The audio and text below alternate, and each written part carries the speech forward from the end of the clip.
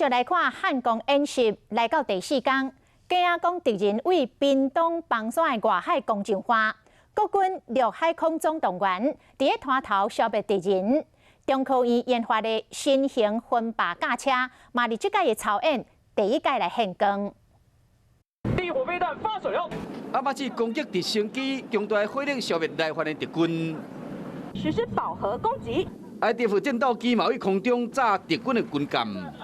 火箭弹陆续涵盖目标区。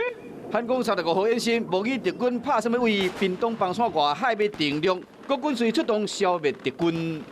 即使总统蔡英文没有回到故乡方山来示导，国军弟兄在国防部长严德发面前依然表现得可圈可点。机炮车开始射击。中科院研发的新型分靶架车嘛，伫即摆操演头一摆公开。